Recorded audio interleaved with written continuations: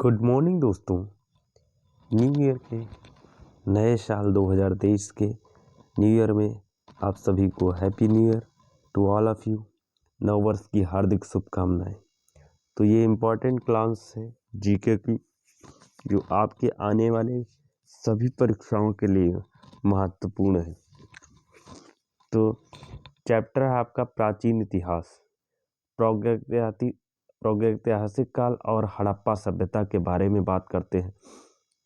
पहला प्रश्न है, भीमबेटका एवं रॉक शेल्टर किस तलहटी के क्षेत्र में स्थित है? तो स्थित है आपके विंध्य रेंज में।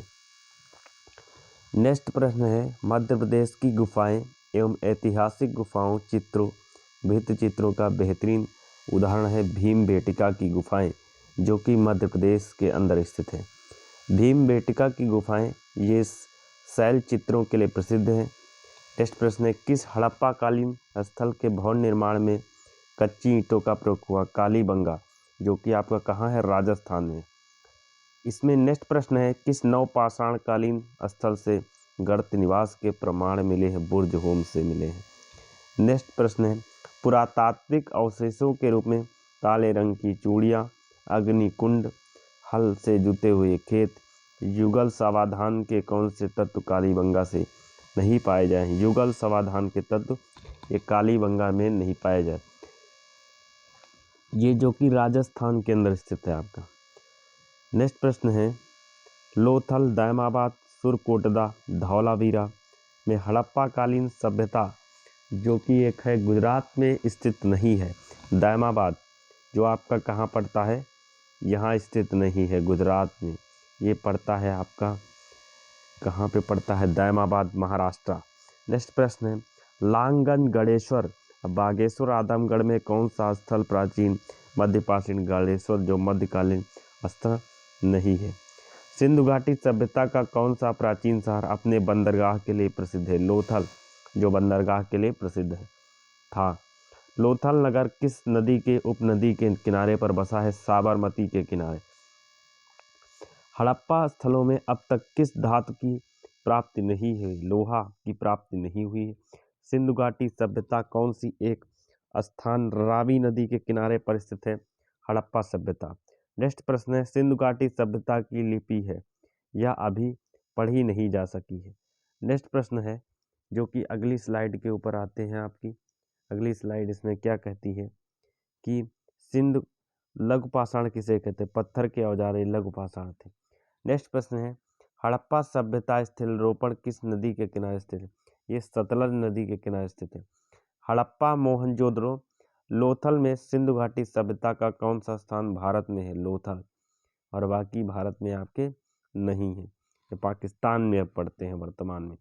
कौन सी एक विशेष सिंधु घाटी सभ्यता के प्रमुख शहरों की सामान्य विशेषता नहीं थी? सिंचाई की नहरें। हड़प्पा सभ्यता के लोग थे, शहरी लोग थे हड़प्पा सभ्यता। सिंधु घाटी सभ्यता में धौलावीरा स्थल भारत के किस राज्य में स्थित है? गुजरात के कच्छ के रण में स्थित है धौलावीरा। सिंधु घाटी सभ्यता के स्थलों धौलावीरा, मोहनजोदड़ो, चोहंदड़ो, हड़प्पा के किस सिंध के महास्थल के रूप में जाने जाते हैं? मोहनजोदड़ो के। सिंधु घाटी सभ्यता का कौन सा स्थल लूनी नदी के किनारे पर स्थित है? धौलावीरा। युगल समाधान, फारस की मोहरें, बंदरगाह, उत्तम किस्म के जौ के कौन सा तत्व पुरातात्विक अवशेष के रूप में लोथल में नहीं पाए जाते हैं? उत्तम किस्म के जौ ये लोथल में नहीं पाए जाते। चिरंद, मेहरगढ़, बुर्ज होम, दैमाबाद में कौन सा स्थल नवपाषाण कालीन युग का प्राचीनतम प्रमाण प्रस्तुत करता है? मेहरगढ़। अब इसी में बात करते हैं, मोहनजोदड़ो में ग्रेट बात मिला, हड़प्पा में स्टेचू ऑफ प्रीस्ट मिली, कालीबंगा हल के चिन्ह मिले, लोथल में पंतन है आपका। मोहनजोदड़ो में सबसे बड़ी इमारत कौन सी है? ग्रेट गैनरी। सिंधु घाटी सभ्यता के लोग किसकी पूजा करते थे? पशुपति की पूजा करते थे। पुरालेख शास्त्र किसका अध्ययन किया जाता है? शिलालेख का अध्ययन किया जाता है। ऐतिहासिक लेखों का संरक्षण विज्ञान की किस शाखा के अंतर्गत किया गया? म्यूलोलॉजी के अंतर्गत किया जाता है। इसके बाद अगली स्लाइड के ऊपर आते हैं। इतिहास के आरंभिक काल को निम्न में क्या कहा जाता है? जो प्रारंभिक काल था उसको क्या कहा जाता था? पूरा पाषाण काल कहा जाता था, जिसका कोई लिखित साक्ष्य नहीं उपस्थित था। प्रौद्योगिक काल कहते थे। प्रौद्योगिक काल के अंदर एक बात थी, पाषाणकालीन सभ्यता आती थी। उपकरणों की भिन्नता के आधार पर अगर जब बात करें तो संपूर्ण जो पाषाणकालीन सभ्यता थी उसको 3 भागों में बांटा गया, पुरापाषाण, मध्यपाषाण और नवपाषाण। नेक्स्ट प्रश्न है, भीमबेटका की गुफाएं किस राज्य में स्थित है? ये मध्य प्रदेश में स्थित है। मध्य प्रदेश की प्रसिद्ध भीमबेटका की गुफाएं भोपाल से 45 किलोमीटर दक्षिण में स्थित है। यह प्रौद्योगिक कला का प्रहरी होने के साथ ही भारतीय स्थापत्य कला का अनुपम खजाना है। किस काल में युग में पत्थर के औजार सबसे पहले बनाए गए थे? ये प्रश्न पूछा जाता है। तो पुरापाषाण काल खंड में पत्थर के औजार सबसे पहले बनाए गए थे। सबसे पहले बात ही कर लेते हैं पूर्व पुरापाषाण काल में हस्त, कुठार, खंडक, विदांडी बनाई गई थी। मध्य पाषाण काल में फलक उपकरण बनाए गए थे और उच्च पाषाण काल में तसनी, खुरचनी बनाई गई थी। अब प्रश्न ये बनता है कि पत्थर के औजार तो पुरापाषाण काल में ये बनाए गए थे। ये इस प्रकार से माना जाता है आपका, ठीक है। नेक्स्ट प्रश्न है, सिंधु घाटी सभ्यता के शहरों की गलियां कैसी थी? ये चौड़ी और सीधी थी सिंधु घाटी सभ्यता। निम्न कौन सी सभ्यता अपने नगर नियोजन के लिए प्रसिद्ध थी?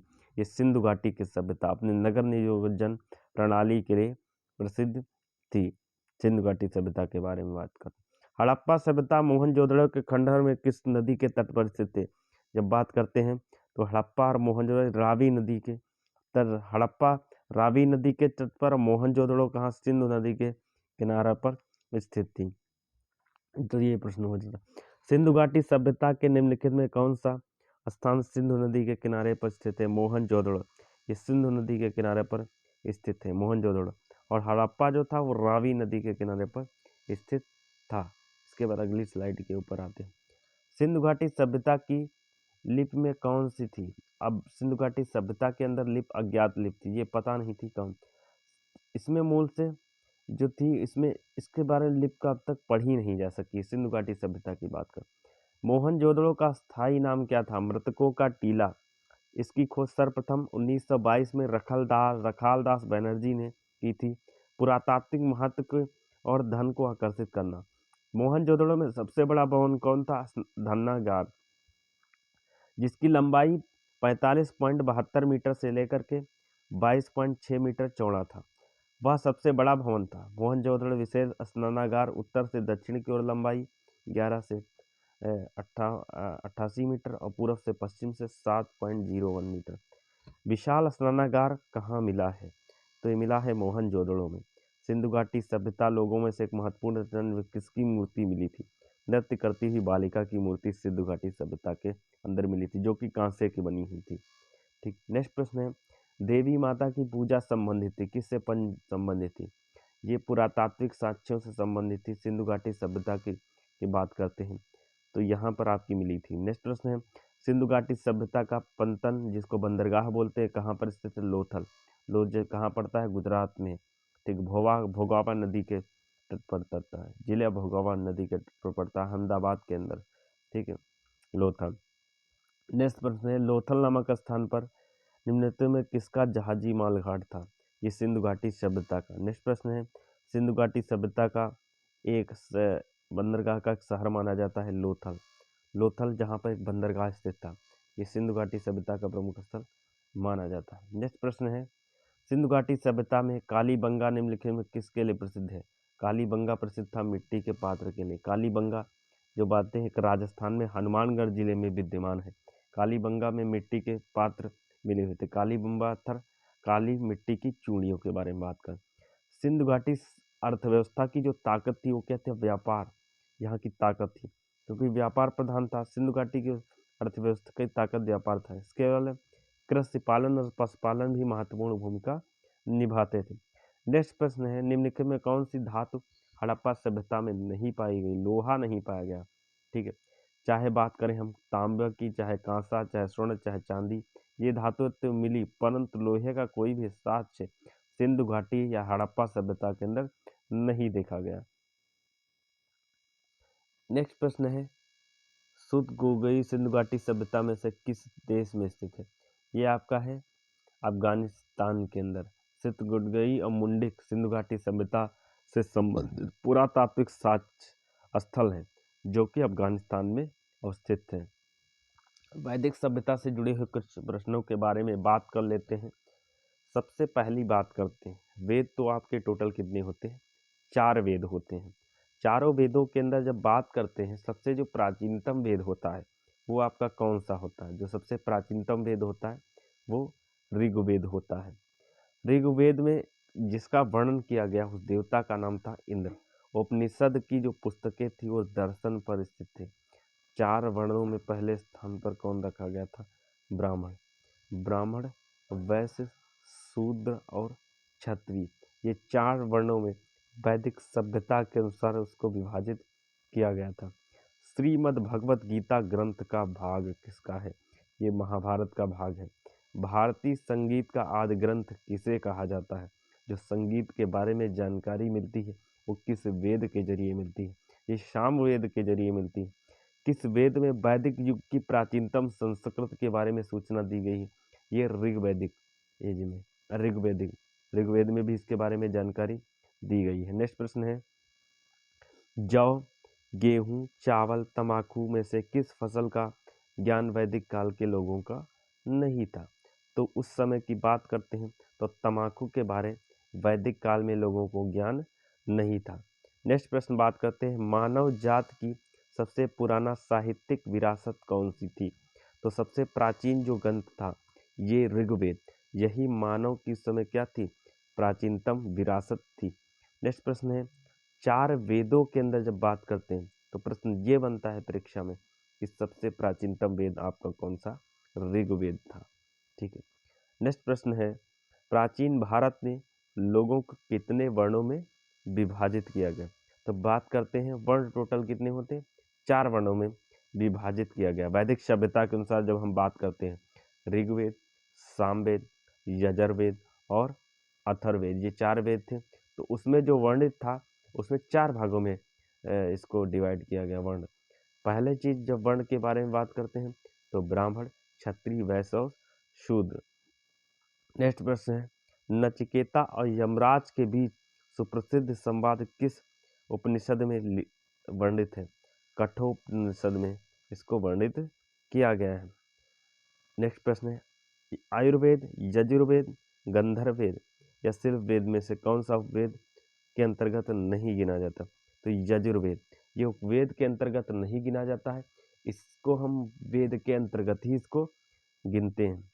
नेक्स्ट प्रश्न है, वेद, उपनिषद, पुराण और धर्मसूत्र किस भाषा में लिखे गए? जब ये प्रश्न बनता है तो जो ये लिखे गए हैं इनकी मूल से भाषा कौन सी है? ये भाषा आपकी कौन सी है? संस्कृत। संस्कृत के अंदर इन सबको लिखा गया है।